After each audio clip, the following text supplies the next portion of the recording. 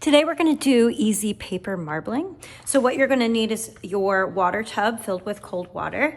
You're going to need watercolor paper. You're going to need a marker to write your name on the back of the paper.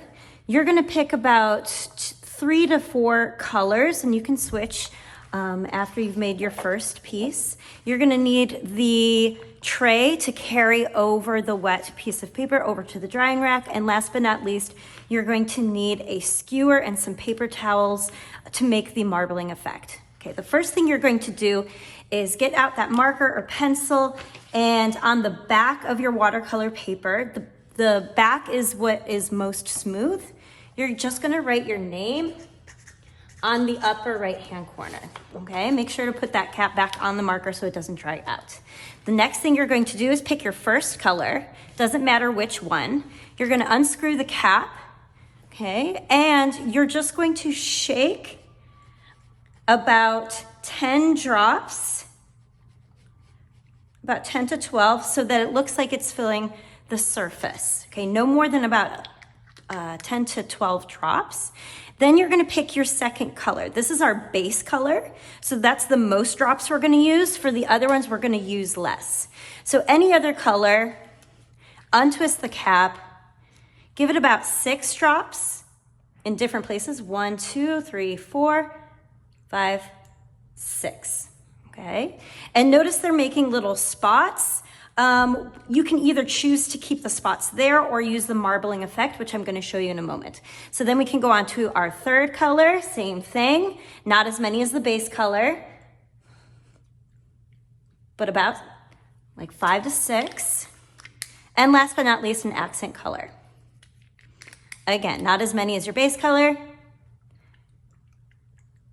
but about 6. All right. Then, once you've screwed the caps back onto your inks and they are secure, you are gonna take out that skewer.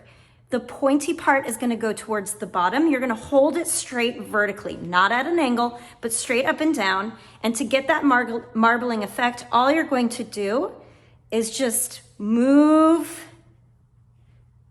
the surface, and if it gets too much on the skewer, that's what the paper towel is for. You can use the paper towel, wipe it off a little bit.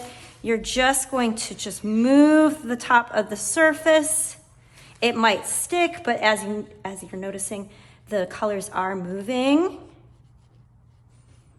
And you can just move them in different areas. Notice how they're making that sort of marble-like effect.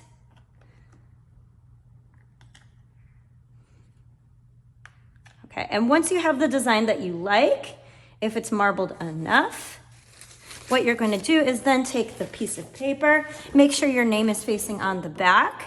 You're going to have your name facing up so that the more textured part is going to lay down on the surface of the colors. You are just going to use your pinchers on either side to lower it down. You can just lightly drop it.